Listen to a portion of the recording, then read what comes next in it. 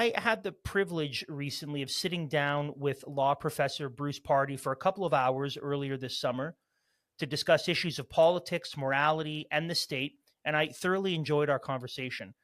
Bruce is the executive director of Rights Probe and professor of law at Queen's University. A critic of legal progressivism and the liberal managerial state, he warned of dire consequences as soon as COVID lockdowns were imposed in spring 2020. He is one of the authors of the Free North Declaration, a call to arms to protect civil liberties from COVID irrationality and overreach. He has written on a range of subjects at the front lines of the culture war inside the law, including human rights and freedoms and free speech. He has taught at law schools in Canada, the United States, and New Zealand, practiced civil litigation, served as adjudicator and mediator on the Ontario Environmental Review Tribunal, and is senior fellow at the Fraser Institute. I'm sad to say that the last 30 minutes or so of our conversation did not make the recording due to the recording software freezing and the camera bugging out, but we still have a close to 2-hour discussion that we're going to show you. Both Bruce and I agreed that the last portion of our conversation, the one that didn't make it in, was very clarifying for our positions and very important for our current cultural climate. That's why I wanted to take a few minutes and describe what we discussed at the end so you don't miss anything. As you watch the discussion, you'll see very quickly that Bruce and I differ quite strongly on our beliefs about ultimate authority, the role of the state, and what kind of laws should govern a nation. Despite these differences, however, I'm very thankful for Bruce and for his voice over the past few years. He spoke out early and strongly about the state overreach and lawless mandates during the COVID era, and he's also been very clear about the dangers of woke progressivism for our Western culture. I've enjoyed every conversation I've had with Bruce, whether it's interviewing him on our show or having a coffee at Tim Hortons as friends. Bruce is one of the rare men in both higher education and the legal world who has been as bold and as clear as he has on the evils of our civil government and unelected bureaucrats. All of that is true, yet Bruce and I disagree about very important and very significant things. At the end of the day, we have different standards and justifications for our worldviews, and that affects our view of the state, its role, and the laws it should promote and enforce. As a follower of Jesus, that elevates the Word of God as supreme in its authority and flawlessness. I believe the state should function according to God-ordained design. As a libertarian, Bruce grounds his political ideology on a vastly different foundation. I appreciate that even though we differ on our opinions, we can still have conversations like this one and work together as much as possible for freedom and liberty in Canada. The two big concepts that came out toward the end of the conversation and which didn't make the recording are, first, how the state should make laws, and second, the ultimate incompatibility of what Bruce has called the liberty people and the virtue people. As to the first concept, Bruce believes that the state should only make laws punishing people who infringe on the freedom and autonomy of another person without their consent. Plain and simple. As a Bible believer, however, I believe the state has a duty to punish those who break God's laws and to legislate accordingly, which is what we ultimately see in Romans 13 and 1 Peter 2. As to the second concept, Bruce was clear that the Christians' desire to see God's law reflected in our legislation will be met with very strong opposition, as in, quote, everything in their power, close quote, kind of opposition. Conversely, the libertarian desire to have consent alone as the determining factor of lawmaking will also be met with opposition from Christians. But we will seek to bring change by having lots of kids / future voters, putting believers into elected office, and changing the minds and hearts of citizens through proclaiming the gospel and bringing about real spiritual and cultural change. Now, because both of our ultimate political goals and the means to achieve them are vastly different, the liberty people and the virtue people, to borrow Bruce's language, can only be co-belligerents for so long as we battle against the wokies and the Marxists. Bruce recognized something that I realized just after the convoy ended, and that is that those who reject God's ultimate authority will not be able to work together with those who embrace God's ultimate authority when it comes time to rebuilding culture and establishing laws. To be honest, I'm fine with that, and here's why. We can work together in limited capacities, against the deadly ideologies that pervade our nation, such as statism, scientism, the managerial state, wokies, progressives, and so on. As I told Bruce in our discussion, because Christians are having, on average, significantly more children than non-Christians, and because we're increasingly not letting them be educated by state-funded indoctrination centers, in 1 to 2 generations, we will have the numbers necessary to elect righteous politicians and pass righteous laws. I'm fine with the long-term incompatibility of our worldviews, because once the long-term becomes the short-term, I think we'll be all right. That's really all I wanted to add to the conversation so that you don't miss anything. I want to say again that I'm not only very appreciative of the time Bruce gave me to have this conversation, but I'm thankful for Bruce and the work he does. By God's grace, he can continue to teach law and help students reject the evils that I've already mentioned, and then the church can reach them with the gospel and ensure that they do law upon the foundation of God's word. Enjoy. Well, so we last time we met, we were at Tim Hortons. Yes. And you just gotten off your bike. And right. I was sitting in a car for 4 hours or whatever. Right. And we had what I thought to be a really, really nice conversation that dovetailed off of a discussion that Matt and I had with you on our show. Right. And something that is an ongoing discussion, not just among people such as myself and yourself, but politicians, thinkers, ideologues. And it was, when we're talking about kind of the laws and what should govern our nation, how should we structure things, how should we understand the law, apply the law, the rule of law, what are the foundations for that, the difference between the conservative versus libertarian versus whatever rainbow hair-colored system is currently in place. Right. And when we had that discussion, I found myself saying, and I said this to you, that this would be a really great discussion to have in more depth and probably record it specifically. Your mic is going down. Hold on. It is. Right. Okay, great. Carry on. Yeah. So specifically to record it, I think because it'd be really good for people to listen in. And having discussions is good. I think one of the problems is a lack of discussion, a lack of dialogue, even within the camps. Absolutely. So not just between the camps, but even within the camps. No question. Even subgroups in the camps. Yep. It becomes a problem. Being in, the world of evangelicalism, right. Even the different stripes of evangelicalism disagreeing over what we're supposed to do and not do, and then not talking about it, has been a big problem. Right. So I thought it'd be good. And I guess the framing of it is, and I was actually talking with David Haskell on the phone a couple days ago, and both him and I to one another expressed our appreciation for you, your willingness to not only talk about these things, but you've been really helpful in our show, helping us make sense of legislation and laws and kind of the history of where Canada's come from. So appreciative of the discussion, the fact that we are on this side of the freedom woke fight, as it were, right. That we recognize that there's a great evil that is descending upon Canada at all levels. Yes. And so I thought, I'm really thankful for you and for your input, your contribution to this discussion. I think I told you this when we met, that I stumbled upon an article you wrote for the National Post. And I'm like, who is this guy? And then I read down and, he's a professor at Queen's. Right. And I was in Kingston, and I thought, I got to reach out to this guy. I got to get a hold of this guy. And then I did. And at that point, you were already in London working with Rights Probe. Right. And then, so we move out somewhere this way, and then you're heading back. That's right. So I thought, okay, at least there will be something good in Kingston after we're gone.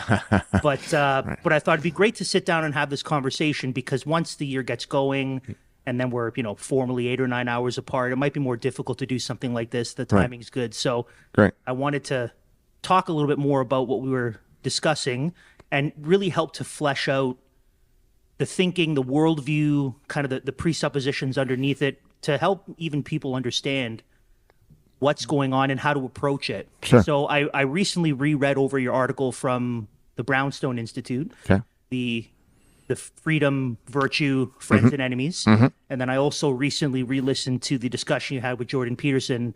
and Constantine, although he was just he was there taking it in, and then there'd be comments that were helpful, Yes. that he would interject, but it was really Jordan kind of gleaning from your understanding of the law and the history of where Canada's come from and where we are. So Right.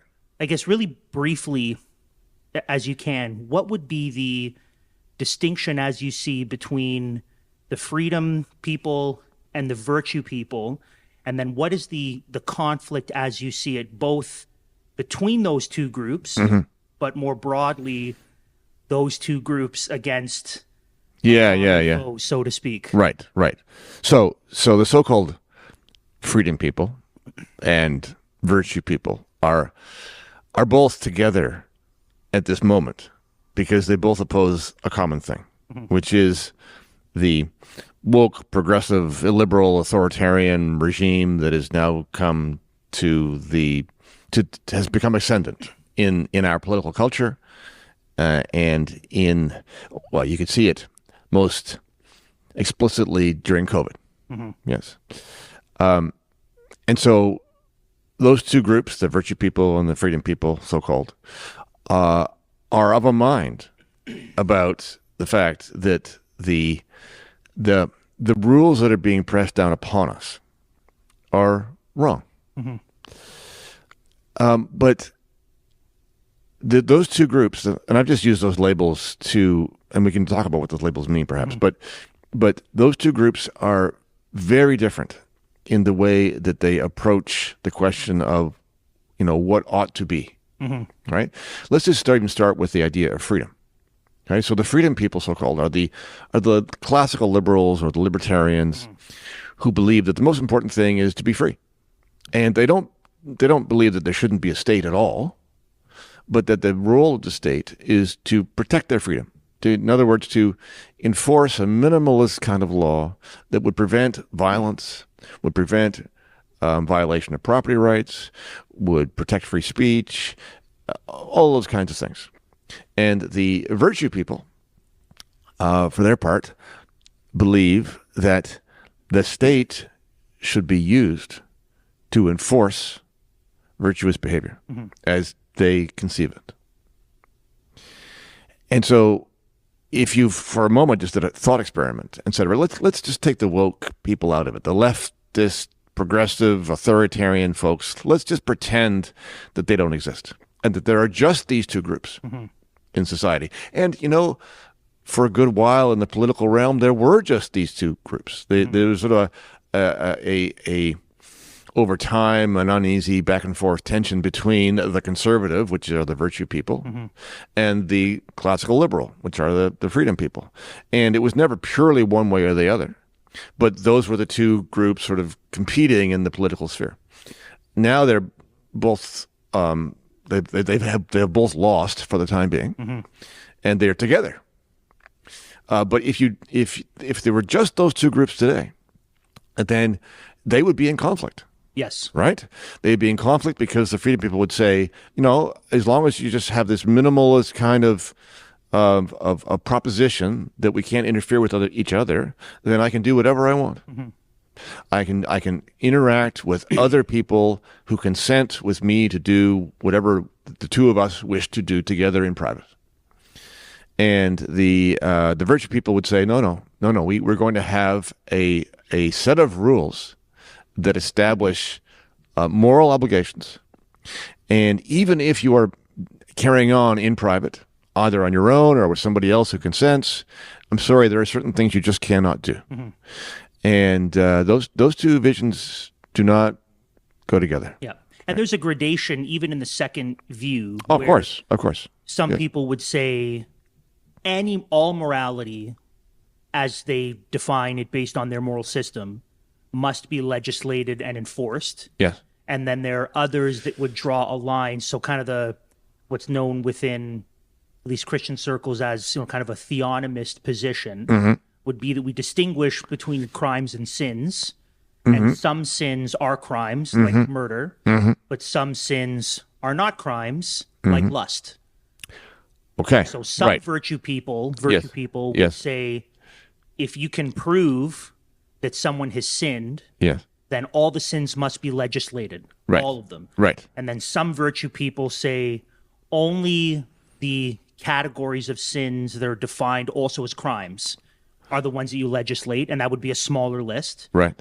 And then you would have some virtue people where the list would get even smaller, and they would say, the crimes, the whole sin crime distinction is irrelevant, that we should probably have a legal system that's maybe based on or influenced by or takes its cues from, biblical principles, but not as strong. So there's a variation of how much is actually legislated, but you're right that there's no, the agreement's not there. And I found this after the convoy was done. So leading up to the convoy, sure, yeah. I was quite literally standing beside other people as, we're getting pushed out of the way and called all sorts of terrible things. And I think the dust kind of settles. Yep. And I had a number of people reach out to me saying, well, you're a Christian and a pastor, and you're actually in the fight for freedom. You're in protest. Maybe I need to rethink this whole Christianity thing. Maybe I want to come check out your church. Right. And inevitably, the first question these people would ask me, almost without exception, would be, what's your stance on marriage? Like, what's your view on marriage? Right. And we didn't get into a discussion about what should or shouldn't be legislated. They just simply said, what's your church's position on marriage? And I would say, well, I think that marriage has been made as an institution for one man and one woman in covenant for life. Right. And then the response from some people would be something to the effect of, well, you're just as bad as Justin Trudeau telling people what they can or can't do. And what I felt in the month of March of 2021 was, 2022, was what I called the freedom divide. It's within the broader freedom movement. There were these subcategories of people, and some are more, I would say, extreme than others. But these differences, these fault lines, if you will, these fissures under the ground, were a little more hidden when we were the object of scorn directly. Right. But now that that's subsided, now we're starting to see, oh, well, if we're going to determine how we make laws, how we live, how we govern, we actually see things very differently. Yeah. So let me see if I can draw some more lines, though, because so if you, I'm going to speak as a freedom person.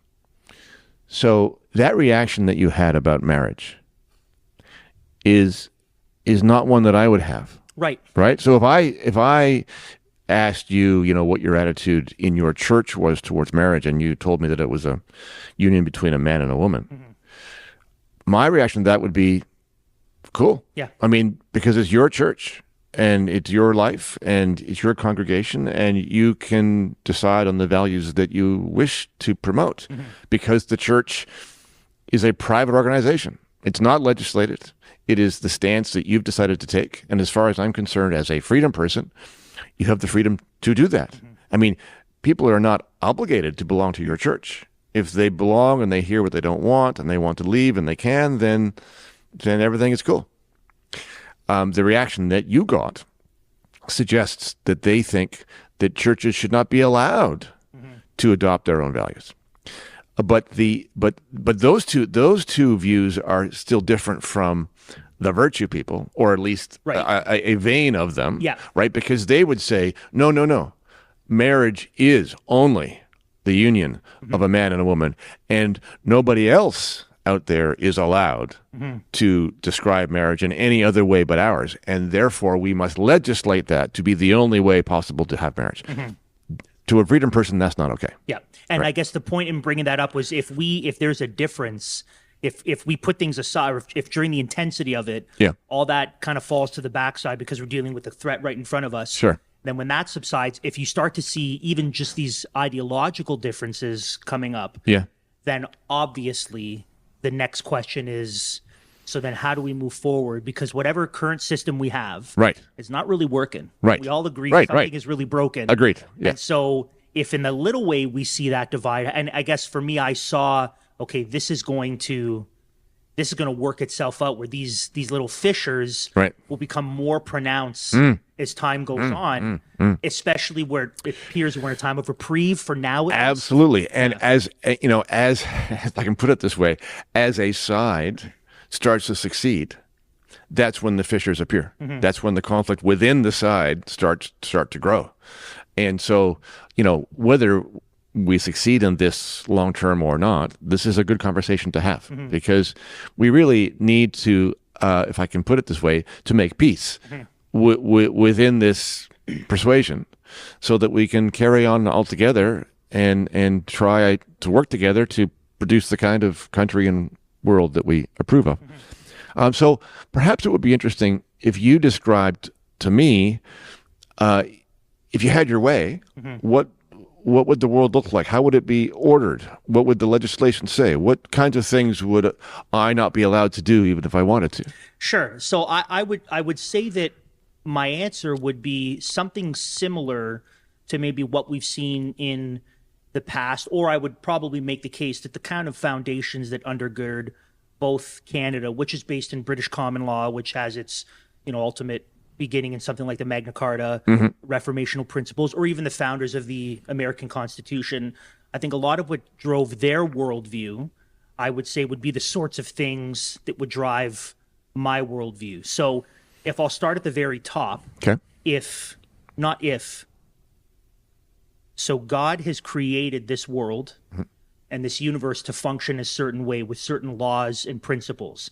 You have laws of physics that you can't really contravene. You might be able to press against them, like when I jump up, gravity doesn't pull me down. But so you have laws of physics, you have laws of logic that are true mathematical laws, even economic laws, right? If you sow, you will reap. So there are all these laws, physically, logically, mathematically, in terms of governance, that the world works a certain way. And we see this play out when people either line their lives up to those laws.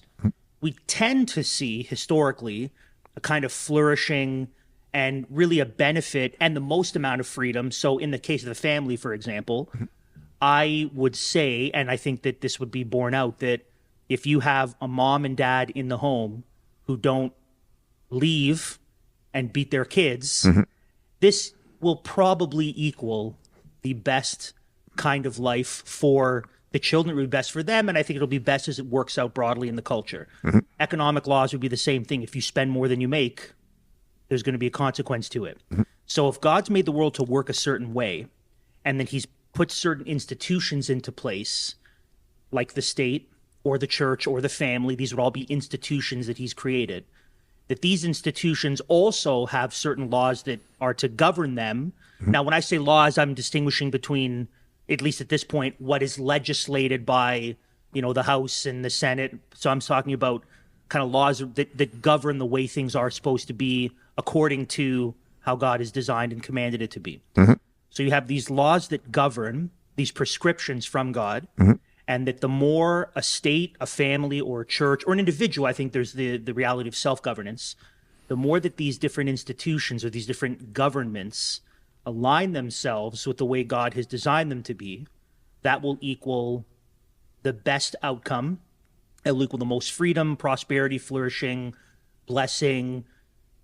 That's my position. So what does that look like practically? So the question is, so when we look at the state, biblically, the role of the state is actually very simple. It is to punish those who do what is evil, so long as the evil is categorized, like I mentioned this previous category. Not all sins are crimes, but some sins are crimes, like murder would be an example of a crime. Stealing would be an example of a crime. So where you have God's law, where something is evil as he deems it evil, where it also falls into the category of crimes, that the state, their job is to punish those who break the law as it accords with God's law, and to reward, celebrate, honor those who keep the law as it accords with God's law. And then the second job of the state, or the third, I guess you could say, would be a kind of defense of borders and national security. There are surrounding nations, borders are biblical as well. So the job of the state is very minimal. So in terms of what would you not be allowed to do, that you might be able to do now, would be any of the crimes, the sins/crimes that God says this is where a state should step in and punish, where there's a victim, then that is to be punished. So murder would be the clearest one. So what would you not be allowed to do now? Well, I don't know.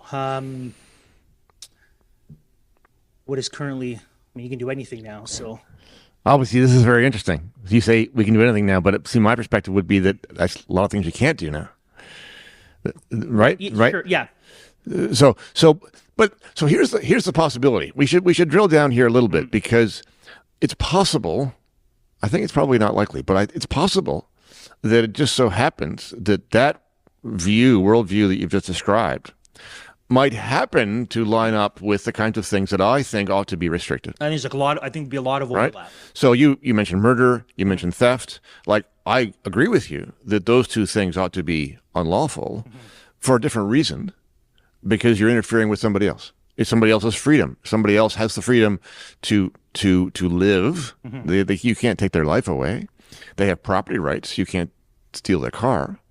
It's not because they're sins. It's because you are interfering with somebody else. But I suspect that there are some things that you would restrict that I would not. So let's just see if there are some. If not, then we're all on the same page. Yeah. So like right? doctor-assisted murder. Right. I would restrict. Okay. But I would restrict it on the same grounds that I would restrict murder, because murder, I think, defined would be the intentional taking of innocent human life. That's how I would define murder, the intentional taking of innocent human life. Right. So self-murder. Yes. Well, before we get to physician assisted, sure, let's just talk about suicide. Yeah. Okay. So, am I allowed to kill myself? What do you mean by are you allowed? I mean, are you going, in your world, are you going to have legislation that says killing yourself or attempting to kill yourself is an offense? Attempting to murder myself. Attempting to murder would be attempted murder, and attempted murder brings with it whatever. But just to be clear, though, you are lumping suicide in with murder. Yes. Right. As I would define murder, which I think would be murder again is the intentional taking of innocent human life. Right. And I think one of the differences, and this would maybe be a high level difference in terms of how these things play out, would be the authority over one's own life. Yes. Right. Is a huge issue. Yes. So I think that the libertarian or the freedom people, as you would define it. Yes. So I think I would categorize myself as freedom, and I think that one of the things in the article is when we get into the definition of what freedom is, who defines it, and who gets to kind of hold the rule book, if you will, for what freedom is. Yes. So the authority over this is why I laid out the worldview that I did. Yeah. That because God has made the world to operate a certain way, as creator, he ultimately has the highest authority over everything and over every institution. Yes. So one of the reasons why you had churches, not many, but churches that stood against the lawless and unscientific mandates of the federal, provincial, and municipal governments during COVID wasn't because they said, you are infringing on my freedom. Right. That actually wasn't the thrust of the argument. Right. The thrust of the argument is you do not have jurisdictional authority in these matters because this authority has not been given to you by God, who's instituted an authority. So God has instituted a certain level of authority for the state in terms of what they can and can't do. So one of the things the state is not allowed to do, as authority has been given to them by God to do so, is to deal in the realm of public health, for example. That is outside of their jurisdictional authority. Okay, but well, let's just drill down on that a little bit, though. Does that mean that you disagree with the power of the state to send inspectors to restaurants to see if there are rats in the kitchen? They can send inspectors to say if there are rats in the kitchen. Yes. And they can let everyone know there are rats in the kitchen. Yeah. But if a person continues to keep their restaurant open with rats in the kitchen, and everyone knows that there are rats in the kitchen, then chances are people will not continue to go there if they knew, and if they did, they'll suffer the business consequences for it. Well, okay, but let's just challenge that a little bit. So they have the right to force themselves into the property owned by the restaurant owner? No. I don't think they have the right to force themselves in. But I would say if they say we're here to inspect, can we inspect the premises? Right, and let's say the owner says no. Yeah, no, then you can't. Okay, so the answer is no. You don't agree with that. Yeah. Okay, so how about it would be a willful inspection? Oh, if not a forced one. But if the owner gives consent, then anything is possible, right? I mean that's from my playbook. Yeah. If you have consent, everything is fine. So fire codes, issues of fire codes, sure. That is completely outside of the state's jurisdiction. Okay, how about how far apart your studs need to be? Outside of the jurisdiction. How about a rule that says that in retail establishments people must wear a shirt and shoes? No, you can, the state can't enforce that. Okay. So what is it that makes public health out of bounds, and yet so many other things not? Yeah, so the qualification being the authority that the state has been given is to punish those who do evil by breaking laws where there is a victim. Right. So a crime. That's what puts something into the realm of crime. Okay, so where there's the victim. That's good, but hold on. But define victim for me. So let me give you a situation. Sure. Let's say that two people are involved in a fight, and during the course of the fight, one of them knocks the other one out. Mm-hmm. Is there a victim? One of them knocks the other one out? Yes. Well, so in this system, both of the men for their assault are both to be found guilty of assault. So the consequences could be, so if two men are fighting, right, and it's not one's defending themselves, but two men are standing on the sidewalk and say, let's start fighting right now. Right. Let's start fighting right now. Right. And then they start fighting. Yes. If one accidentally murders the other, obviously there's a great... Well, forget the murder. If they're both fighting, let's not worry about the murder. They both assaulted one another. Okay, but even though, I mean, as you described, they stood there on the sidewalk and they said, let's fight. In other words, they agreed to fight. They consented to fighting. Even though they have consented, they have still committed a crime? Yep. What if the two of them are in a boxing ring? So if they're in a boxing ring, some people would disagree with that. Some people would say, no, any of this kind of senseless violence, we should also not have to do with it. Right. I think what would distinguish it in sport, for example, would be, so why are the two guys, maybe I'll ask a question, why are the two guys, why are they fighting? Or they just say, hey, let's just start. But who cares? Why? Well, I think intent matters. But let's say you're a boxer, and you're a boxer because you're filled with hate, and you just like slugging people. So you take on a career as a boxer, and you get into a ring, and every time you get into a ring, the other guy says, sure. But your motivation is the same. What's the difference? Well, the difference would be some of the circumstances around the two situations. So there are going to be sports, for example, by nature that will have a violent aspect to them by nature of the sport. There's going to be a combat. Yes. And even in the scriptures, Old Testament, New Testament, you have examples of sport where there's wrestling, where the nature of wrestling is going to be the exertion of strength one over another. Right. If the two guys, and maybe I should have asked to qualify this question, if the two guys standing outside are saying, hey, we're fighting to train to spar, that we're not seeking to do harm beyond this, like I want to. But the two guys in the boxing ring are seeking to knock each other out. Sure. Right? So part of the reality of the world that we live in is that there are going to be certain structures in place. So with the boxing, for example, where if we say, okay, we understand what we're doing here. We understand that this is a boxing match. It's a sport. There's a matter of regulation. We've agreed on these things. We've agreed to a series of rules. You can't, no low blows, whatever like that. If we've created that and we have agreed to it, in that instance, the person's intent, we can't necessarily judge their heart. We can't judge their heart and know what their motives are. We can't engage in thought crimes. Right. So we can't do that. No. But we can look at what we see on the surface of it and judge it based on that. This seems to be a very thin distinction that we're trolling on now. Now we err on the side of. So, but if you're in a park, you've talked about structures because you're in a ring and there's a league and there's an umpire, but that's often not the case with sport. In sports, sort of original or organic form, there's no such thing. Let's say there's a rugby match in the park. There's no referee, there's no league, it's just a bunch of guys saying, let's play rugby. And rugby is a brutal game, Yeah. right? There's tackling, there's injuries, but they all agree that they're going to play. Mm-hmm. That's not going to be an offense, is it? No. Well, then what's the distinction between two people agreeing to do X and two people agreeing to do Y? If what they agree upon Yep.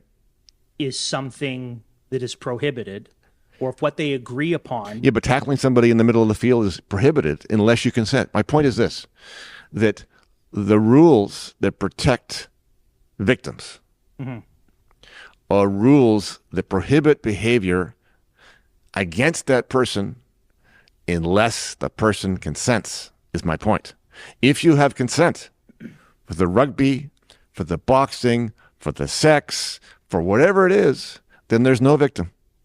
And if I decide to kill myself, I am not a victim because I'm the one who's acting and I have my own consent, is my point. Okay. Yeah, and I think that's if at the top of the list is consent, Yeah. then okay. Then My world operates on consent. right. So Right? so So the only difference between us are those situations in which you're going to prohibit something Mm-hmm.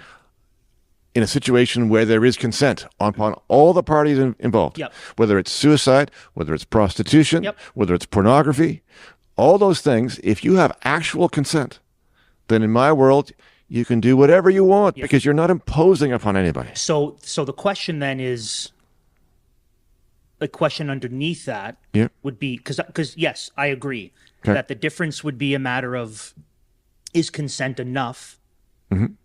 that something should or should not be prohibited?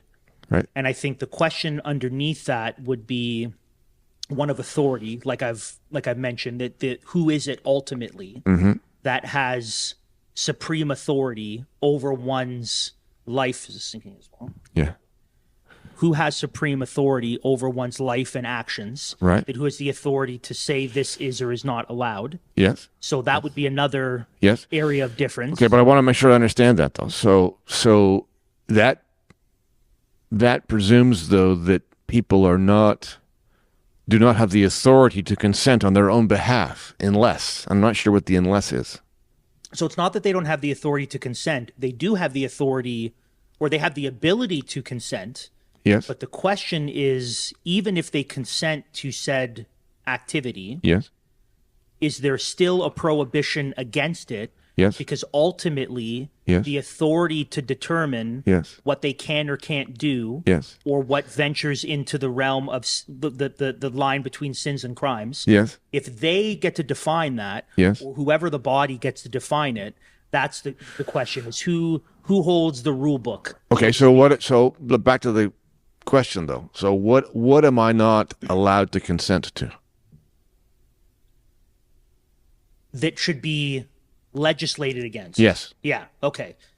Well, again, I would say doctor-assisted murder / suicide. Okay, so I would say that. So is that different from just plain old suicide? If I kill myself, it's okay, but if a doctor can't Oh help no, me? yeah, I would include that as well. Okay, but that swings me back into the consent question that we went through though. So if I'm doing it to myself, if I'm consenting, then why am I not allowed to do it? Because ultimately, the individual is not the one who has the highest authority over their life to determine what they can or can't do with their life and with their body. That there's a higher authority that has created the person, the world, the system, the institutions of self, family, church, and state government that says, Yeah. there we go, There we go. that determines whether or not an action is lawful. Okay, so let me paint this from the perspective of a freedom person, what you've just said.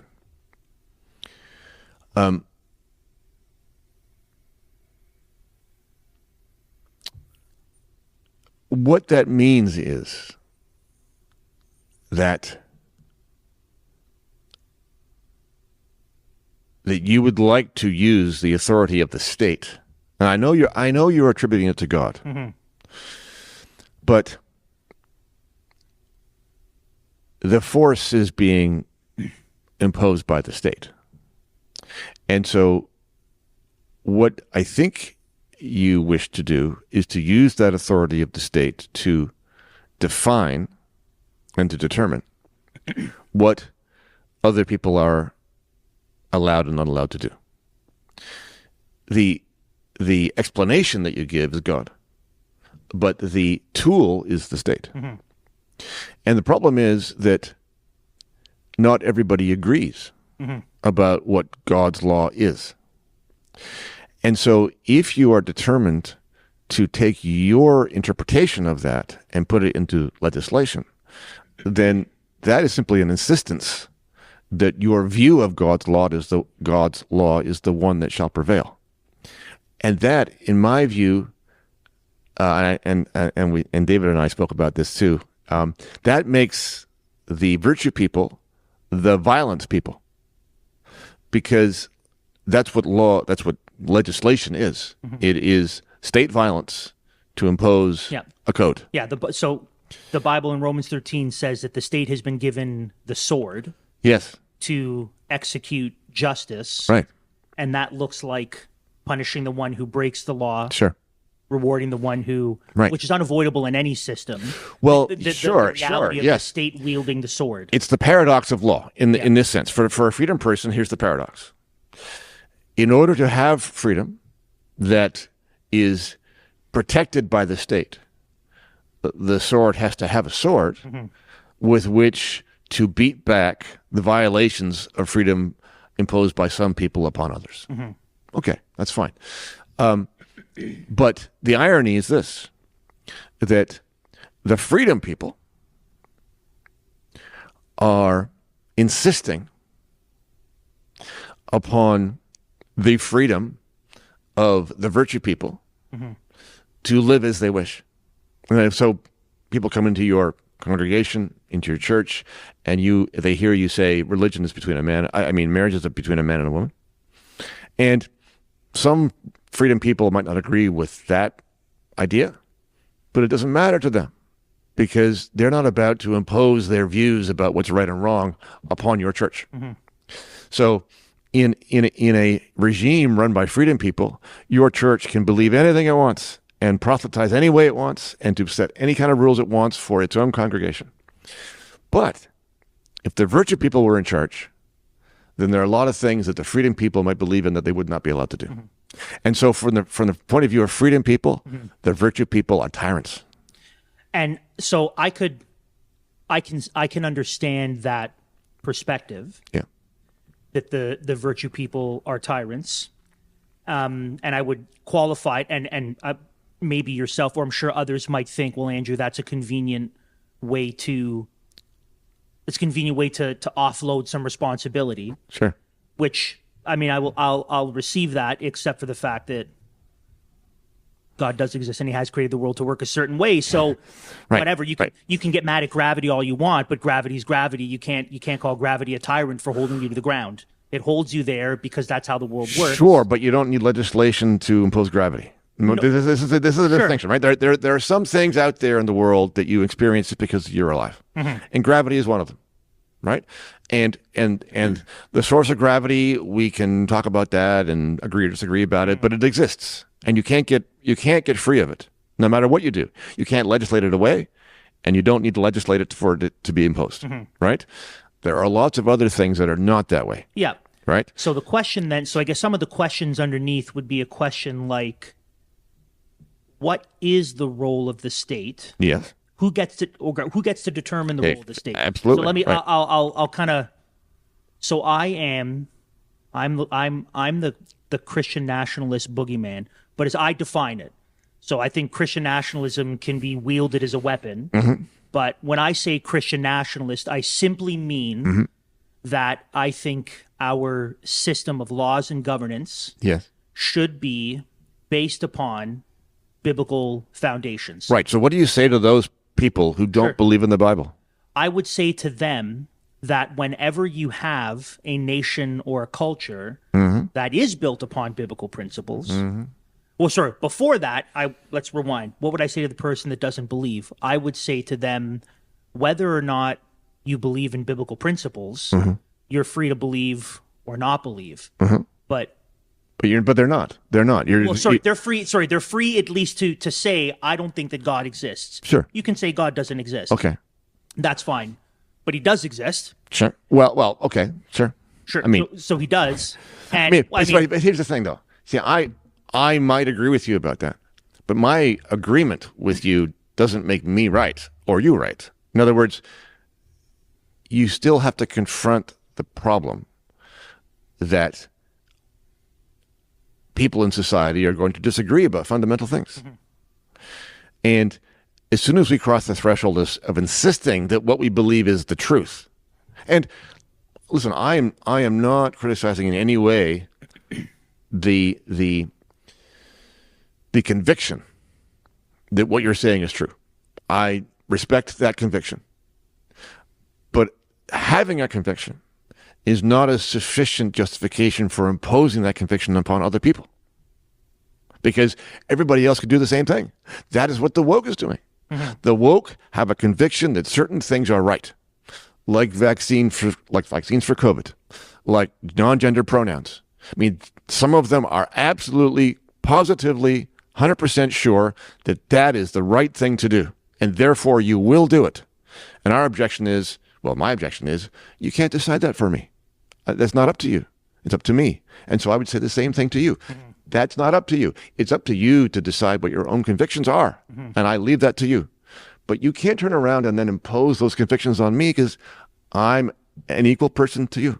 So I would say it's also not up to me. Now, this is where the disagreement would come. I would say it's also not up to me that I'm not the one who gets to make the rules, and I'm not the one who does make the rules. Well, hold on. By rules, which rules do you mean now? Because you established two categories of rules, right? God's laws and the laws. So right? The laws, I think, need to be based upon I know you think that. God's laws, right? Right, but that's just an opinion. Well, I don't think it's an opinion. Right. But this, now we're getting to the core of it, right? Because there is an insistence. So here's the problem. I alluded to it a minute ago, but let me say it again. The problem is, Oliver Wendell Holmes, judge of the U.S. Supreme Court, famously said, certitude is not the test for certainty. Just because you're sure about something doesn't mean it's true. And I accept that you're sure. And a lot of other people are sure, too, about similar things. That does not matter one whit. To me, if I don't agree, then I don't agree. And the only way to have that truth, your truth, imposed upon me is with violence. And what I'm really getting at is it really, well, let me put the question another way. Are you saying that the core of the Christian belief is the use of violence to impose its terms? No. That the state has been given a certain mandate by God. Yeah, but see, that's a Christian belief. That's a Christian belief. You're imposing the mandate. So let's Christian belief aside. Then, what we need to deal with is the issue of how to account for the worldview, values, or presuppositions. Okay. So let's put the Christian belief aside for a second. Okay. The system that's being proposed, the freedom people system, that the state is only required to intervene when only to intervene when their consent is being violated. Right. Okay. So the question then is, why that? Okay. Well, I'll answer that question this way. There are really only two choices for my money. There's that, or there's no rules at all. There's violence. And I'm not making a moral case for one or the other. I prefer the situation in which we are all free and the state protects our freedom. I prefer that. It's just a preference. If you want to choose the violent one, I'm not going to argue about it morally. I'm just saying that's not a great choice. So other than preference, though. Yeah, exactly. Other than preference. There is nothing else. Okay, so that is an exceedingly, I wouldn't say dangerous proposition. That's not the word I want to use. Yep. I think that is ultimately not illogical, because it's logical. Yes. It flows. The argument flows logically. Yes. The problem with it, or the problems with it, would be if it's based merely on preference, then why should your preference win over my preference? Well, granted, absolutely. Yeah. But Because that ultimately makes you here's the reason why. not the tyrant, but ultimately something has to be enforced. Well, sure, but So why one's preference over another? Right. I with that basic proposition, I agree. So then none of us are freedom people. Well, at the end of it, if we take it to the end of the argument, sure, everyone has to appeal to some sort of authority to say, here's the authority. And if the authority's preference, I don't think so. Well, but here's the difference between your approach and mine. Mm-hmm. So if you accept my proposition that everything's a preference, then and that means you can choose whatever you want to, or you can prefer anything you want to. But my approach acknowledges that reality. In other words, if everything's a preference, then my system is the one that allows everybody to make their own preferences. Why is that preferable? Yeah, but exactly so. Exactly so. That's a preference. I acknowledge that. Mm-hmm. But as I'm saying, here are the two choices again. And I'm asking you to choose between them. And I'm asking you this because the other choice is one that people don't want to pick. Yeah, right? Anarchy. The anarchy. Yeah. It's because the anarchy is the free-for-all. The anarchy is the one in which there are no rules saying we're all free. Yeah. There's just no rules. And the powerful can do whatever they can with violence. And I'm saying, when you come right down to it, there are only those two choices. And any choice that does not recognize the freedom of the individual to pursue their own preferences is a choice to impose violence. Mm-hmm. So, which is unavoidable. Well, the imposition of violence, because if so why? So again, the question would be, philosophically, yeah. Why does consent matter? Like, let's just sure. Why does consent even matter? Right. Why should that be the line that we draw? Right. Well, let's get underneath. Right. Why does consent? Okay. So why should the state even step in matters of consent? I agreed. Or another question, a sub question would be, why does consent begin at the age of 17 or 16? Well, let's say 14? Of course. The definitions. How do we account for absolutely the consent being what's preferred? Sure. So let me try this proposition. Let's say I come along and I say, I'm going to propose that we have this one rule.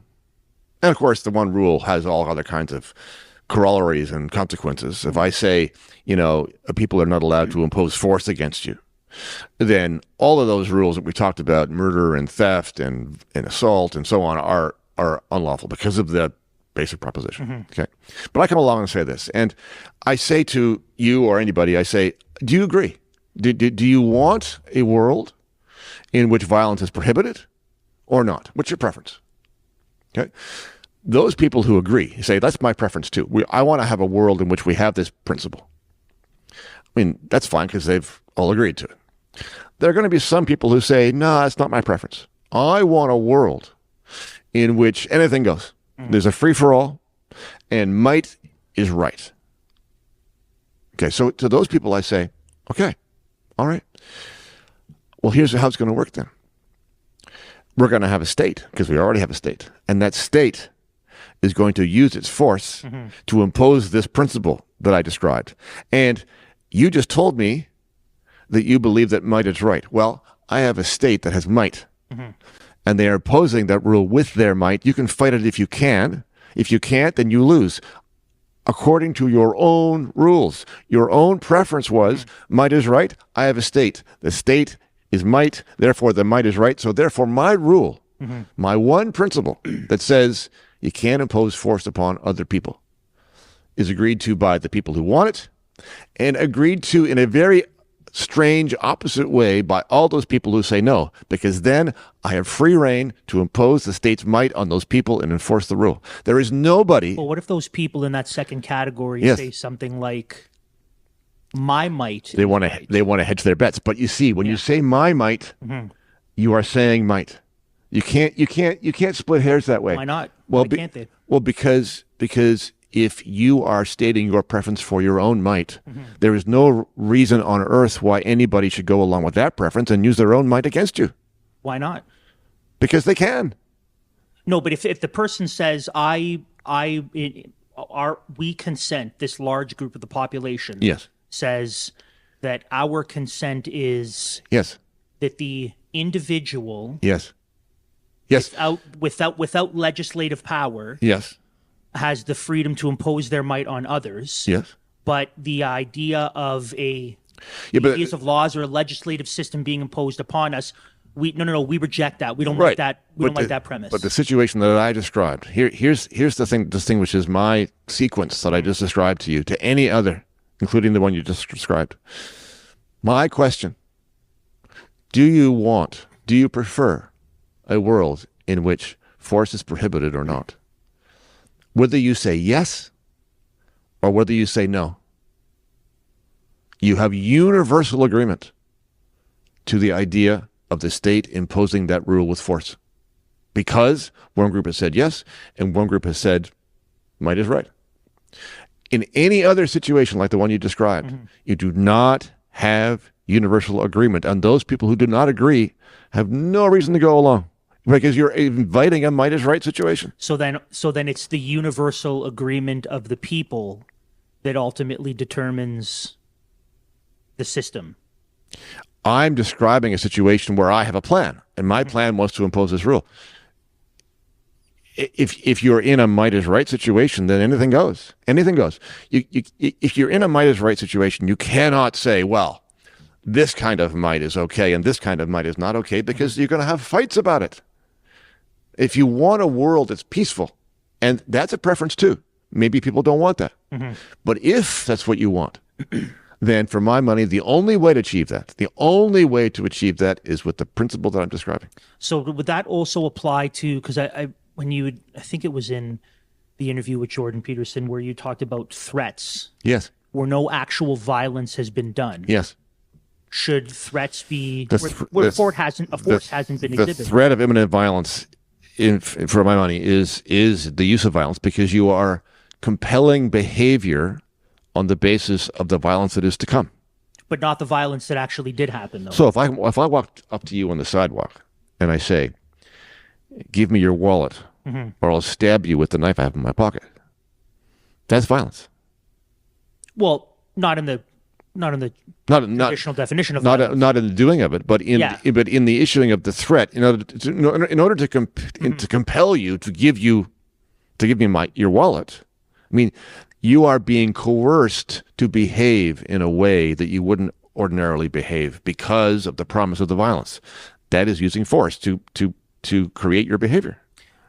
But it's not really using force. Well, it's not using force itself, but it's using the promise of force. In other words, it is establishing an equation that goes like this: you will do as I demand, or I will impose force against you. And therefore, we cannot describe your action of giving me your wallet as an action of free will. Well, it is, in that ultimately the choice is between whether I decide what will happen if I don't. Well, you can do that for any action. Right. Any action in the world. And the line that I am drawing, and it is typically drawn, but you can disagree with it. The line I'm drawing is between actions that weigh up consequences. Like, for example, let's say you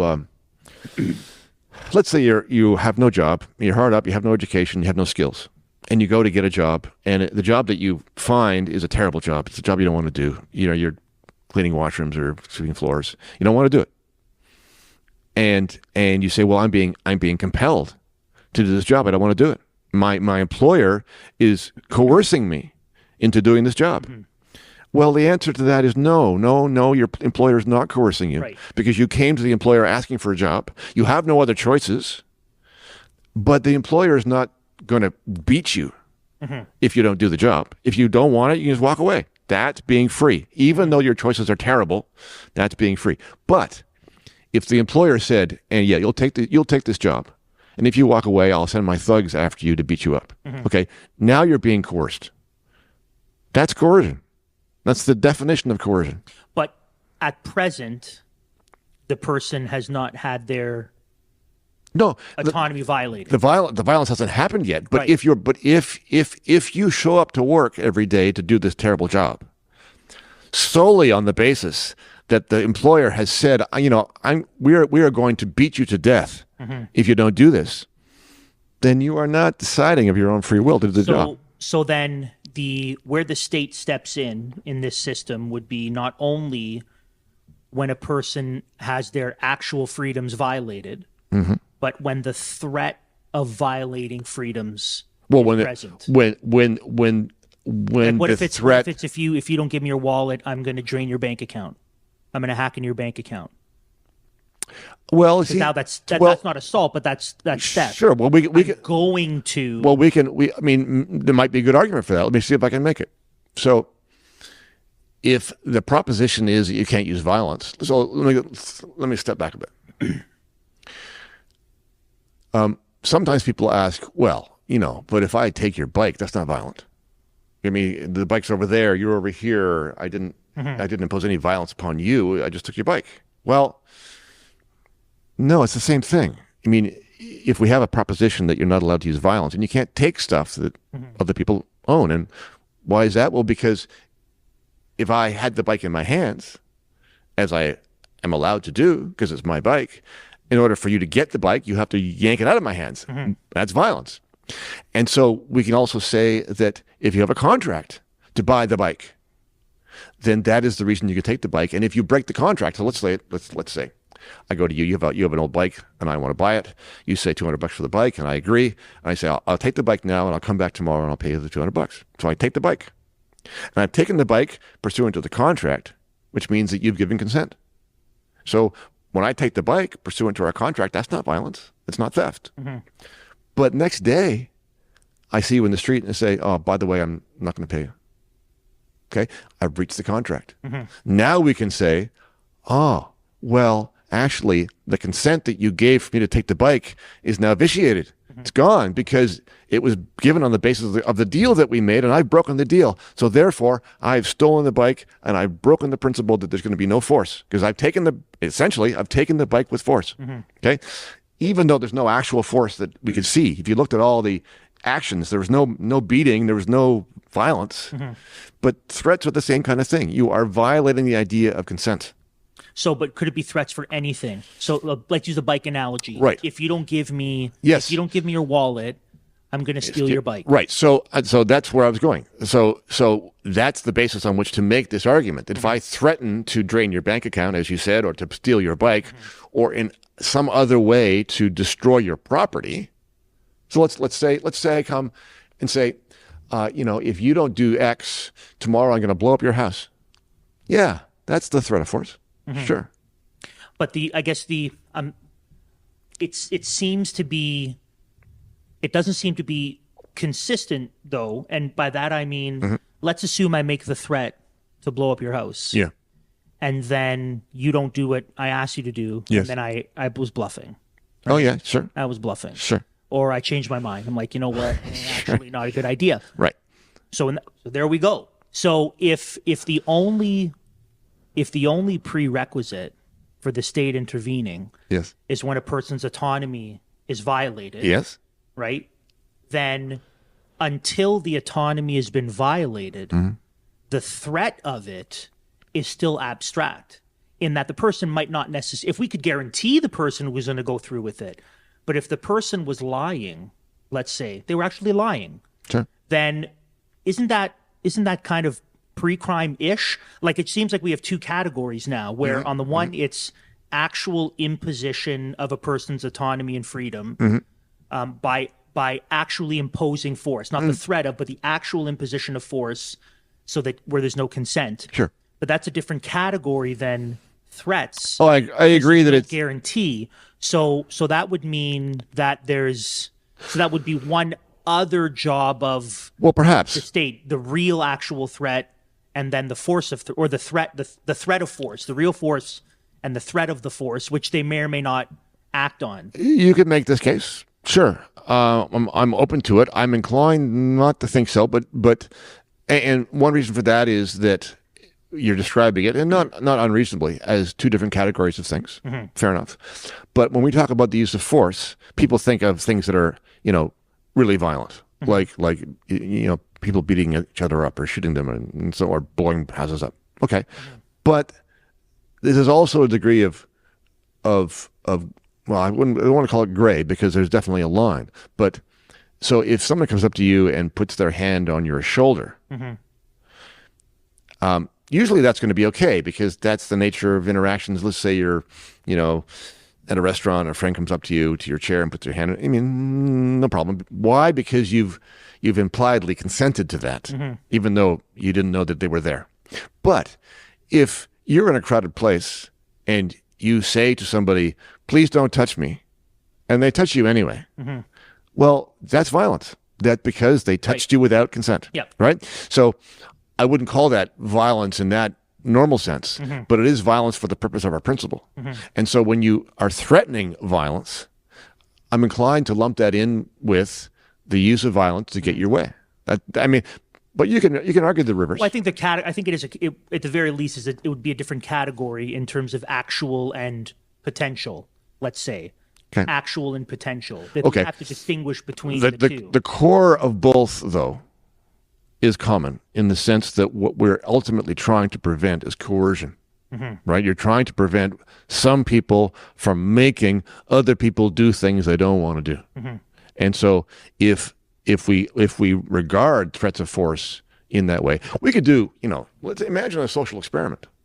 If we said suddenly, okay, the only thing prohibited is actual force, not threats of force or any other thing, we could see how that goes, because it might be that interestingly enough, some camps, so some camps of Christian thinkers would say that the only things that can be punished are things where there is an actual in real time victim. So there are camps of Christians, for example, who would say, if you're driving 200 in a school zone, sure, unless you hit someone, sure, and then then you're liable. Sure. Whereas others would say that's negligence, and the risk, because the risk is so great and there's a genuine concern that it's irresponsible. So let's use that example. Okay. Doing 200 in a school zone. Right. Is that something where the state should step in and say, we're punishing you for this? Yeah. Because in that instance, there's no victim. There's no victim. Right. They've not made a threat to anyone. Right. There might be negligence, but negligence would be a third category. Well, you can't sue a negligence unless you cause an injury. Yeah. So if someone's doing 200 in a 40 zone, right, would you say okay? Well, see, this is a good example of why I think that roads should be private. Because if roads are private, then the owner of the road can determine what the rules are. And if you have a private road leading to a private school, and the owner of the school and the road both say that the speed limit on this road is going to be 40, and you drive 200, well, the owner of the road can then say, get off my property. So that's an interesting proposition, because they're not saying you can't be on my property, but they're saying you can't go a certain speed when you're on my property. Well, but it's the same thing as being in your living room. So you can decide who gets to be there, and you can decide what they can do when they're there. So both of those kinds of rights. Well, yes and no. I think if someone's in my living room and they start singing, I don't think that would be grounds for me calling the police if I say, hey, please don't. Oh, I could ask them to leave my house. That's what I mean. And if they don't leave, that's what I mean.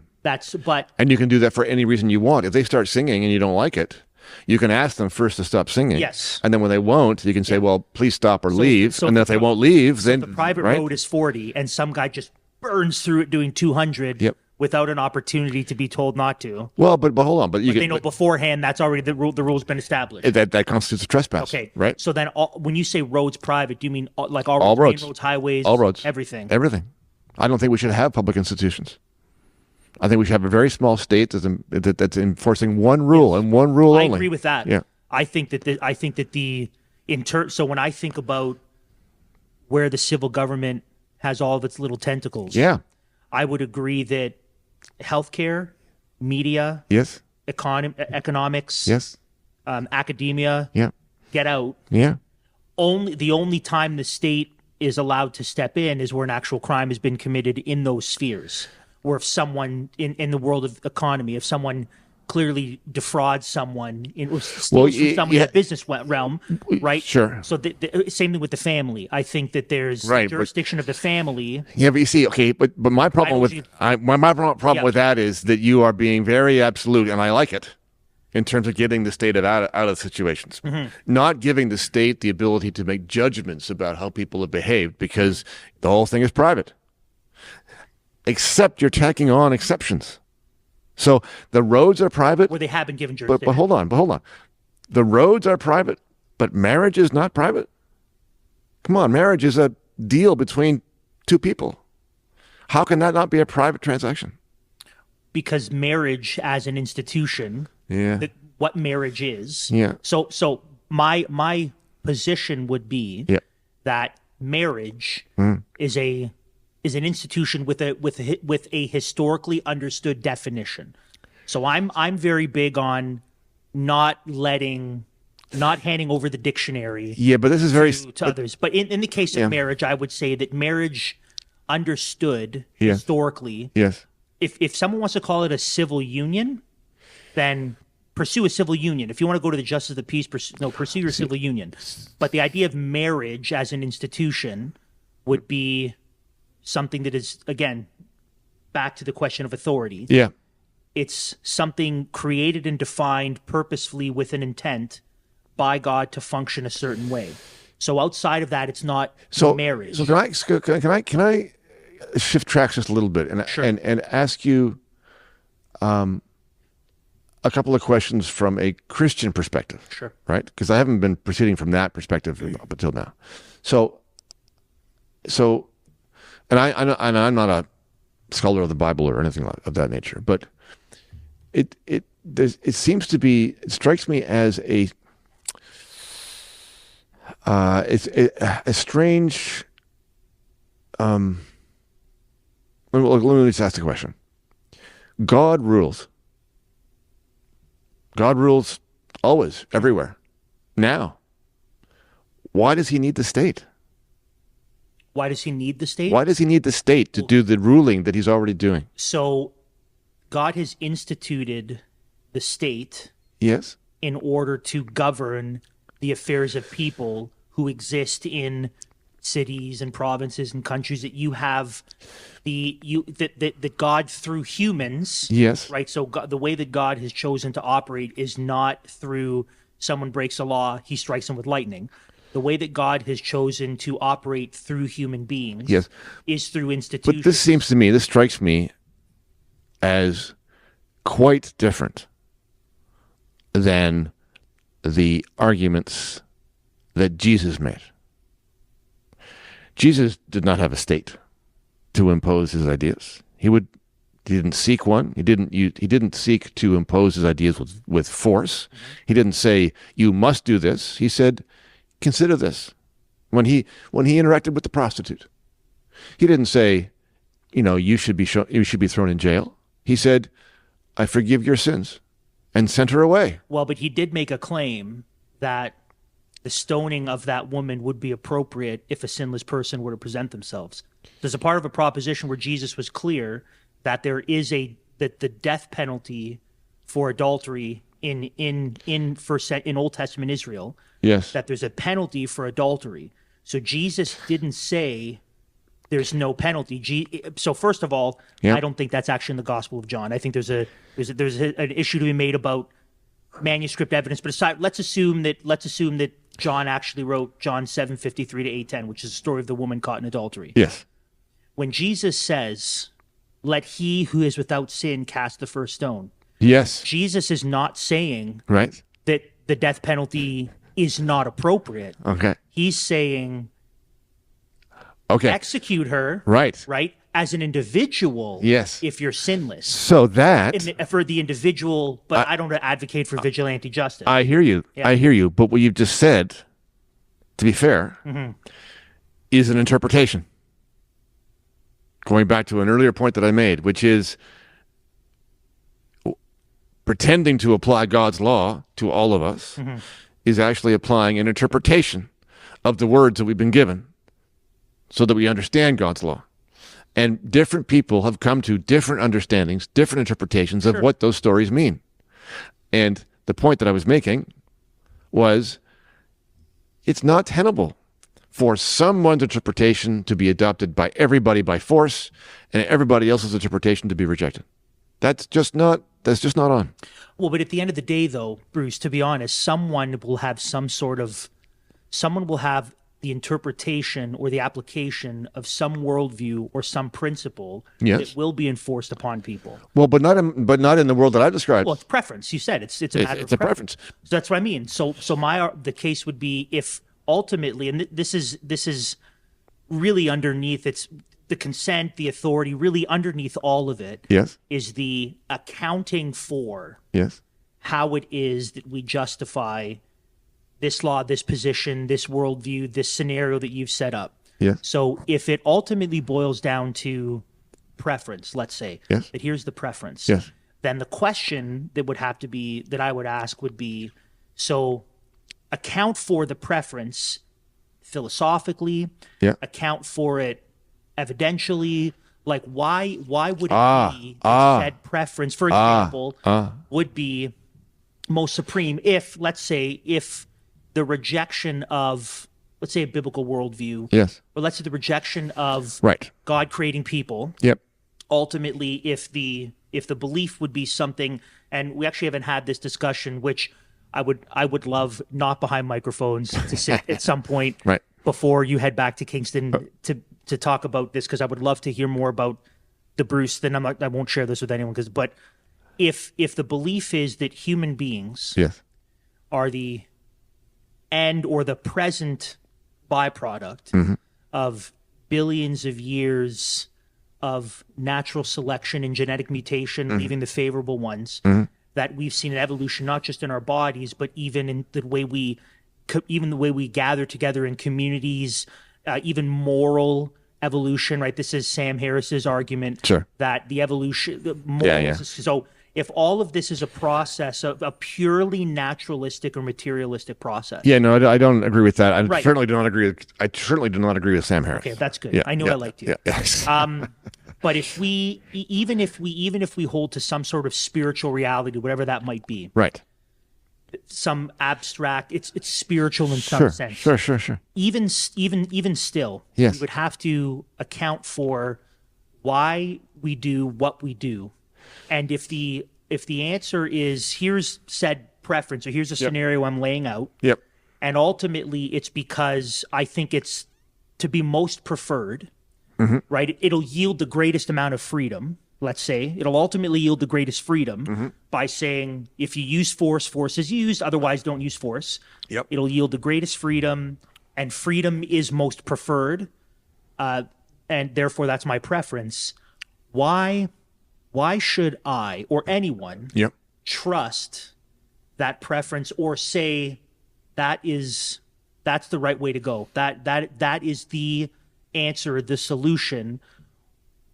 Why? I think there may be several reasons, but the first one I think is because the alternative is violence. Now, if you prefer that, that's your choice. Yeah. So violence in terms but of anybody who doesn't. So let me put it this way: anyone who does not prefer violence should prefer this, because this is the only alternative to violence. Well, there is violence, except in this system, you've consented to it. Therefore, Sure. Well, again, within reason, you've consented to it, because the person might say, "I don't consent to the state violence. I just consent to my own violence." Sure. And but it's unavoidable that the state will have the sword. There will always be violence. There will. Yes, there. Always the sword will always exist to punish the lawbreaker, however we parse that out. Right. Unless you're in complete anarchy, which is more violent. Which is more violent. Right. Which correct. Is far more violent. Correct. Yeah. Correct. But to the question of justification, I mean, philosophically, spiritually, okay, but legally, I don't think so. So let's take free speech for a minute. Okay. So free speech supposed to mean, in my books, that you can say what you think. Now, there are some limits, like we were talking about earlier, threats of violence. Yep. Okay. But otherwise, threats of violence, maybe harassment being that situation where you are imposing your speech in a violent way upon somebody who does not want to hear it. What about speech that kind of ventures into slander or libel where you are legitimately harming someone's well-being. I think there's a case. That's a good example. I think there's a case to make that we shouldn't have defamation laws, but that's a debate. So we'll include it as a possible exception. I mean more like you lie. You're a businessman. You lie to a supplier in order that he undercuts a competitor who now suffers financially because you slant you. It's a clear lie. I think it depends upon whether or not through that lie you have breached a contract, a partially executed contract. But let me go to that. Right. So, but if you are if we put those exceptions aside, what is the justification for my free speech? If I'm going to say X or Y. Why am I entitled to do that? What's the justification for it? Great question. Right? Yeah. There isn't one. The only justification is that this is what I think. The way the courts tend to go, and especially the Supreme Court of Canada, they tend to be very utilitarian about it. Like they say, well, what purpose is free speech supposed to serve? Democracy, marketplace of ideas, the seeking of truth, yada, yada, yada. It's like, that is totally wrong in my books. The reason I can say what I think is because that's what I think, period. Because I'm free. If I don't have that ability, if I have to justify why what I said should not be interfered with, then we don't have free speech. That's what free speech means. It's what freedom means. Well, I guess not justify. I don't mean to justify why, but I would say accounting for why it is that would be preferred. So free speech is a good example. Okay. So I believe that the freedom to communicate even detestable, disagreeable things, where it doesn't venture into the realm of threats and harassment, and let's say that fine line where your speech actually harms someone by way of slander or whatever. Let's maybe put that category there. Let's be clear about this, though. So lots of speech harms other people. The test for free speech is not harm. So if I'm campaigning, if I'm running for an office and I'm campaigning, I'm trying to get the other guy to lose. Yeah, I say terrible things about Justin Trudeau all the time. Yeah, harm is not the criteria. Yeah, right, correct. Right. So we have free speech, and at least the framers of the American Constitution, and even I would say our British common law tradition, says that if you silence the ability for someone to criticize the civil government, to bring grievances and redress, and actually be able to speak without their speech being forced, but without their speech being punished, or without having hate speech laws like tamping down on their freedom of speech, that the effect that will have is not only destructive in culture, but again, in my worldview, the way that the world is supposed to function, the way that people are to be held accountable, and the way that people have been given the right to communicate, to defend themselves, to be able to speak freely, is to be protected because, and maybe this is an even deeper discussion about rights, right? So rights, what human beings, the inalienable rights given to human beings, I would say have been given to them, again, by God, who's created the world to operate a certain way. And so the imposition or the squashing of one's rights given to them by God, namely the right, free speech, the ability to criticize the state, the ability to say what I want if it's not committing a crime, as I think we would define crimes a little more. The justification for that ultimately is God, who's created the world to work a certain way. So when I get back to my irreducibly complex point, the justification or the accounting for the laws, the system of governance, is because I would point to God exists. He's made the world to work this way. That'd be my primary thing that I would point to. I could then, after the fact, point to, let's look at the evidence of it as it played out in history, which would be a separate discussion. But at the very least, I would say the accounting is without the reality of a God who is knowable, who is communicated, who actually has order that he's put together in the universe. without that as a justification, Yeah. ultimately all human thought, all of our system of governance to account for it is merely just chemical reactions that can't be fully trusted, relied upon, or I think to be held in high regard, because what we're ultimately dealing with are Well, bags of mostly water trying right. to make sense of the world. Sure. And it's just one chemical reaction leading to another. And now I've come up with this law that ultimately there's no way to ground that in absolutes. It can't be. I can't even trust my own thought. I can't trust your thought process. But just synapses. But what off. you've just described is a perfectly reasonable worldview, like a perfectly reasonable worldview. Mm-hmm. I have no objections to you holding that view about how the thing works. None at all. None whatsoever. I have a huge objection to you insisting it's the only one to have. It's the only one that has to rule everybody. I don't agree with it. Mm-hmm. I won't go along with it. I will not be governed by somebody else's view about how God works. So the question, other than just why not, because I know the answer why not, or I know how you would, but this is untenable. I don't like this system. So is the only answer to the contrary because it's my preference? Yes. At the end of the day, it's because of my value. So the Austrian economists start with a proposition about in their study of economics, which is value is subjective. It's one of the things that makes them different from other economists. Other economists think that the value of a good is the amount of money that it sold for in the marketplace. Mm-hmm. For the Austrian economists, value is subjective. What you value. If I'm dying of thirst, I'll pay $100 for that if I need. Right. Yeah. Right. But you can extrapolate, in my view, from that proposition in the economic realm into people's thoughts generally. Value is subjective. What you value is completely legitimate, but it's yours. Mm-hmm. It's not mine. Now, we might have a lot of crossovers, but whether we do or not, it makes no difference because the third person might have no crossovers at all.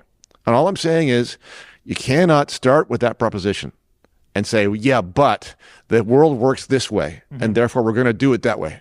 So what if, and we talked about this a little bit last time we met, what if I say that nations, cultures, individuals, families, levels of governments over the last 2,000 years that have adopted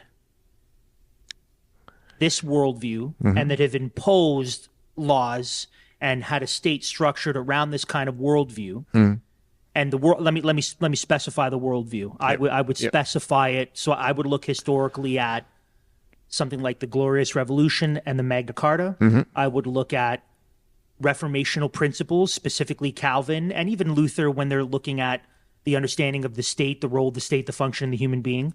I would look at what I think to be the real foundations for both our English common law tradition and the Constitution of the United States, which I think is top to bottom thoroughly based on the scriptures, which is why the 13 colonies had what they did in their constitution. So if that's the foundation, let's look at... Well, but I okay, carry on. Let's look at where that has played out.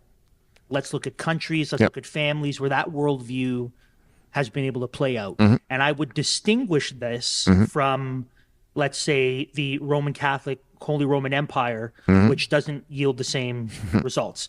And then I would say, category one, countries, states that have adopted this in their laws and institutions. Category one. Category two, countries that had it and then let it go into whatever other system. They said, we don't like that anymore. Now we have this, which I think is where we are right now in Canada, to be honest with you. And then the third would be countries that never adopted it, period. When I look at those three countries, what it appears to me historically is that category one accounts for, and I think this is the irony of the freedom-virtue divide, is I think category one ultimately leads, when it comes out in the wash, to the greatest amount of freedom, liberty, elevation out of poverty, protections for women and children, and general prosperity and liberty, which is why non-Christians and people who are not Christians love the idea of living in countries that are grounded in biblical principles, because they actually find it is more freeing there to live in that nation than the Muslim or the atheistic, naturalistic. So if I look at history and I see the effect of the worldview, which is not that's not the airtight justification. But when I look at the effects of worldviews as they play out, I see something over history. So is there anything to be said about the effect of the worldview in terms of validating it as being the more preferred worldview in terms of our laws and governance? Yeah, I have Does that make sense? I have lots of objections. Okay. So the first one is that let's just acknowledge this, and I know you're aware of this, but you've switched tracks completely, right? The argument you just made is a completely consequentialist one. Right, and that's why I said that. Yeah, so I said let's get away from some of the foundational. Let's move into this as well as another argument. Exactly. That's right. Yeah. Okay. And so what we're now doing is basically a utilitarian exercise of figuring out what kinds of rules produce the greatest good for the greatest number. Okay, that's one way to go about it. But because we are dealing with preference, right? Well, yeah, sure. But we're dealing with what's preferred. Yeah, but when you say that, you're essentially making the argument that, well, this works best. Right? Well, or that it would be most preferred. Or well, based on results. Yeah. Dealing in the world, we're dealing in the world of, of results. Yeah, but that begs the question about what results you're valuing. So if I were to say, well, what produces the best results, what I would mean is, what system produces the most freedom? And freedom. So this is something we haven't addressed, and I also didn't hear it. I heard Constantine maybe talk about it. Yeah. Define freedom. Freedom means the absence of restraint, the absence of coercion. That means that you can do anything you want to do, as long as you're not doing the same thing to others. So that is a kind of so that's freedom, and it's okay. So the absence of restraint, the absence of coercion. Let's say the absence of coercion. Yes. Now is freedom. Now here's the distinction that people complain about. Okay, so they might hear absence of restraint and think, well, yeah, but that's not being free. The people who are really free are the people who understand things, who understand discipline, who understand self-imposed restraint, who understand limitations.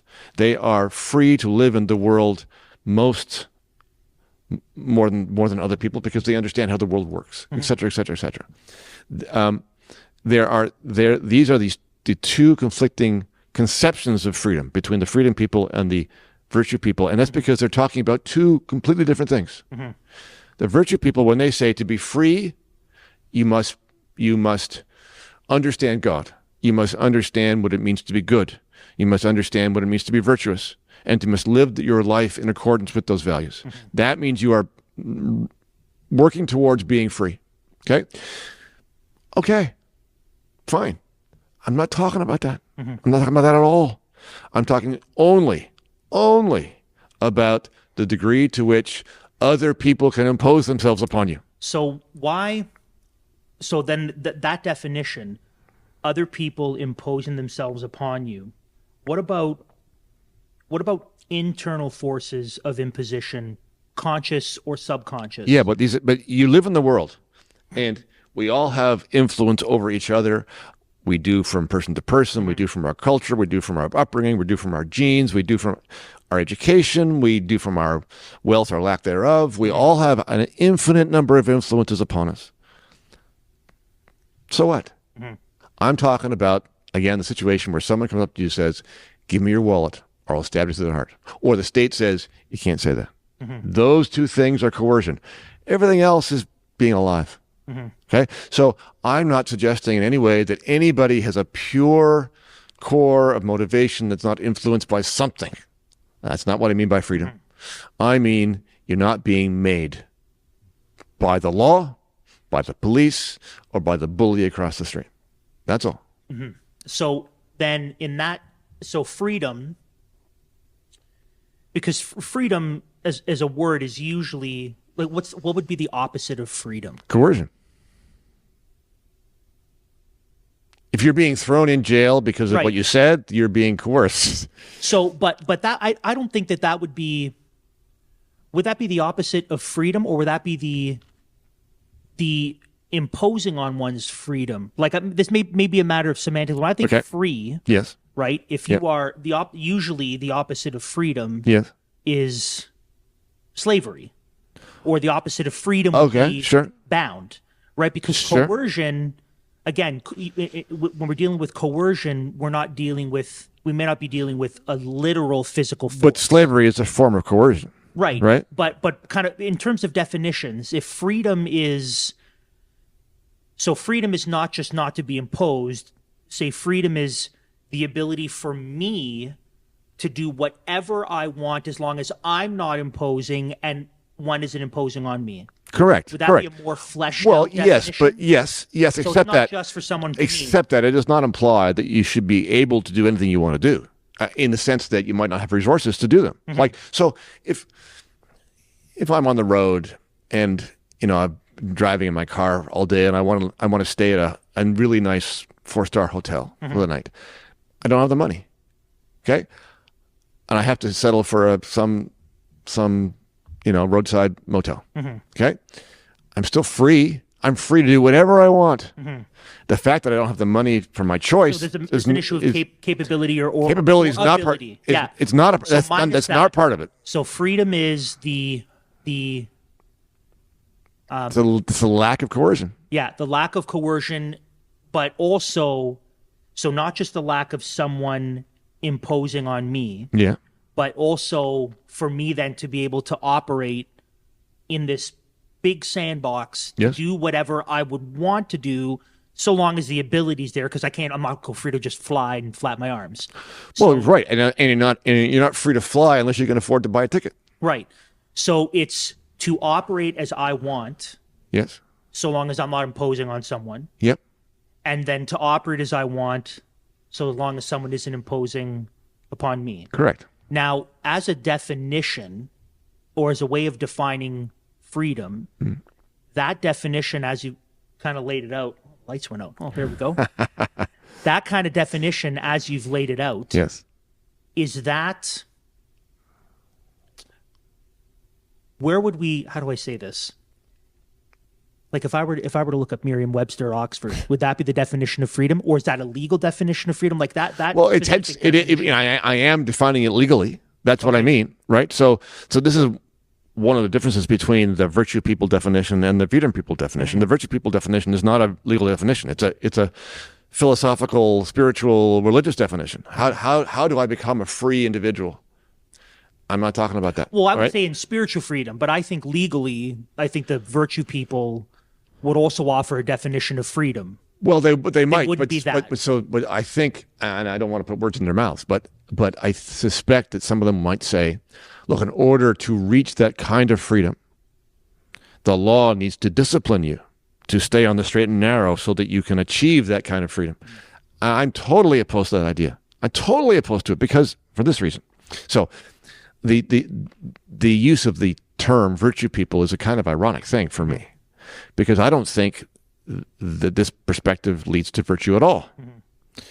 By the way, it's a reciprocal irony, because I think that I understand for freedom, right. I would say that actually that again historically, and I think is playing out, leads to the erosion of actual freedom. Sure. Than not. Right. So I think I found that interesting when I was reading your article. I was like, he would think that that virtue would be an ironic label, and whereas I would also say I think that the virtue people are more concerned with freedom, because I think there's slight differences in definition. But that's because you're not saying the spiritual freedom. I mean, even in the legal Okay, so in what way am I more free? So let's make it concrete. In what way am I more free if, under your regime, I am not allowed to hire a prostitute? Freedom always exists within some sort of boundaries, right? Okay. No, but hold on. Okay. But it has to exist in some sort of boundaries, because even your definition of freedom is the freedom so long as I don't Sure. Okay.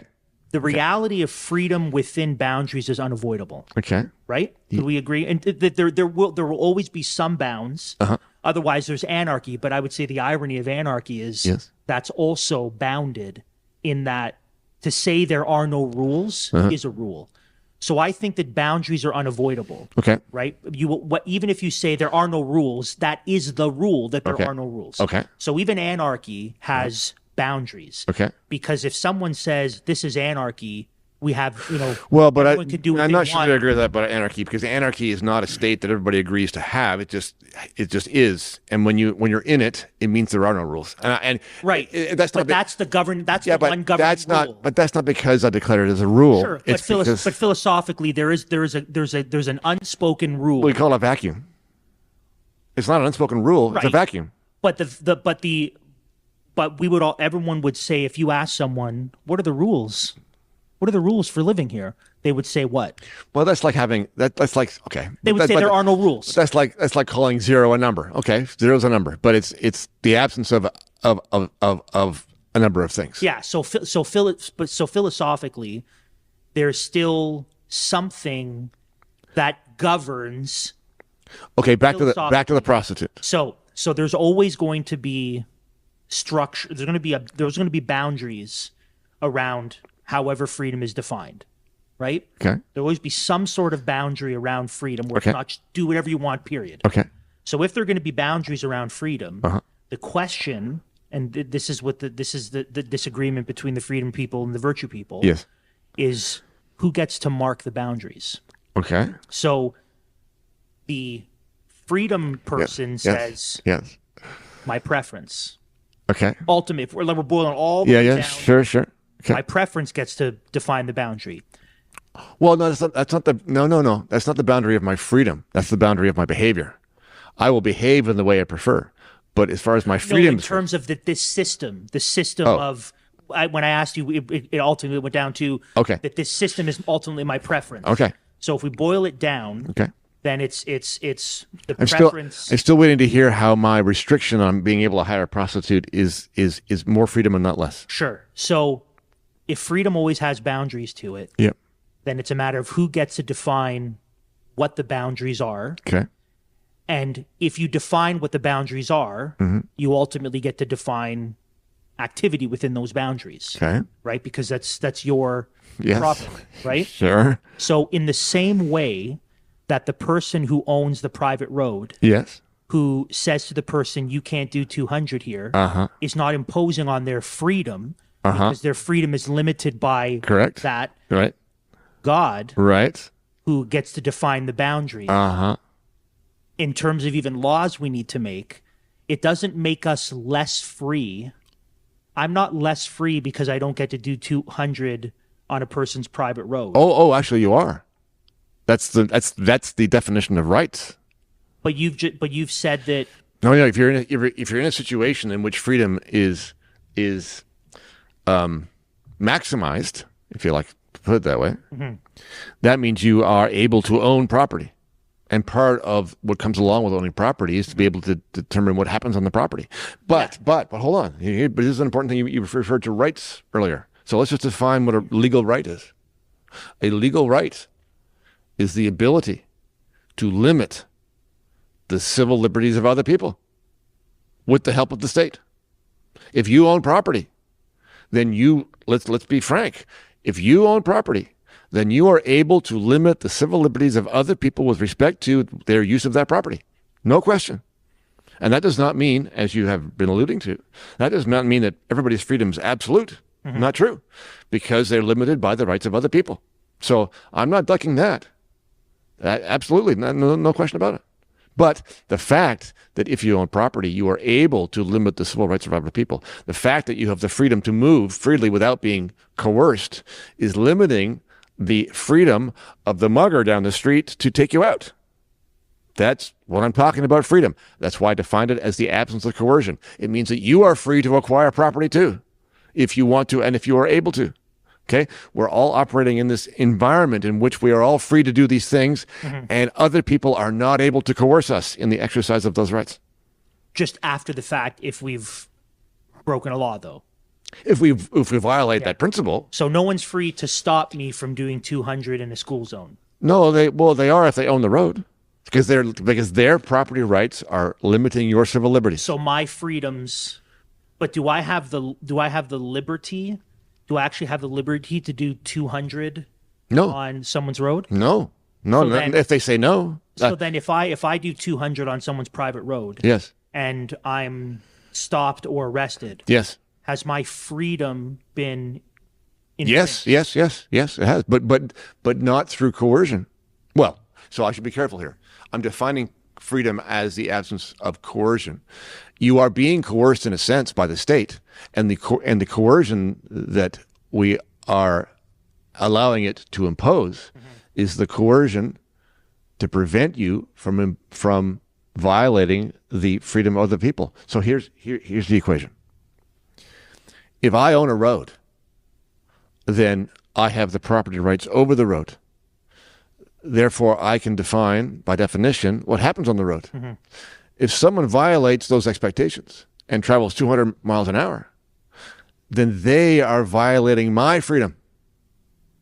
And therefore, the state is justified in coercing them to stop, right? So, yeah, in a way, we can say that their liberty has been restricted from not being able to drive that fast down the road. But actually, what they've done is violate my freedom. They've coerced me into requiring an activity on my property that I don't allow.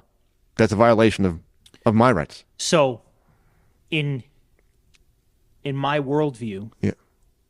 that road, right, Yeah. is the world. Yeah, sure. And Sure. that world is Well, yeah, but now you are, and maybe you mean to, and fair enough, it would be consistent with the division that you've described, but you are essentially taking ownership of the world. I'm not. Well, I know, but you're doing so in the name of a vision that you believe in. I wouldn't word it that way. I know you wouldn't, Right. but I am, Yeah. because that's Yeah. the description from someone who doesn't share the vision that you're talking about. Now, but what I would say is the accounting for said vision or worldview and the defense of the presuppositions that undergird it, I would say can be not only justified within my worldview, But that's the key, though. can be accounted for. Yeah, but hold on. Those are the key words. Those are the key words within your worldview. They absolutely can be justified. Absolutely. The thing is coherent inside. Outside, it's not at all. But it's the only coherent. Not true. I would say that ultimately it is the only one that justifies itself in a consistent way. Saying that doesn't make it so. Well, but I wouldn't just say that. So I know, but those people who come along, even after hearing the proof, say, well, I hear you, but I don't agree. The only way to bring them over, apparently, is with force, which is my central point. The people who believe in this vision, at the end of the day, are using nothing but force to insist that everybody live this way. Well, but again, respectfully, your worldview does the same.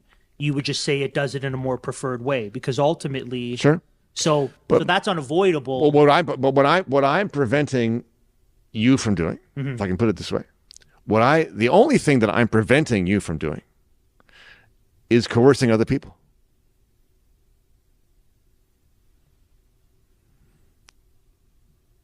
The only thing that I am preventing you from doing, or would like to prevent you from doing, is coercing other people. Well, but because in my world, everything that you have said and everything that you believe is completely legitimate in terms of how you operate your life and your family and your marriage and your kids and your church and your business. Everything is fine. The only thing that my worldview prevents you from doing is imposing that on everybody else who does not agree with it. By imposing it upon me. By imposing it upon you. Well, so the worldview Yes. that is preventing me Yes. from imposing my worldview on others. Yes. By imposing a worldview on me. Yes. Correct. Correct. So it's right, but so the matters of preference are different, but ultimately we're dealing in the same kind of world. Put it that way. You can put it that way, but let's not. I don't want you to wriggle out from reality, which is that the violence is on your side and not mine. Okay. Right. In this sense. So I'm the state enforcing. The state enforcing, right?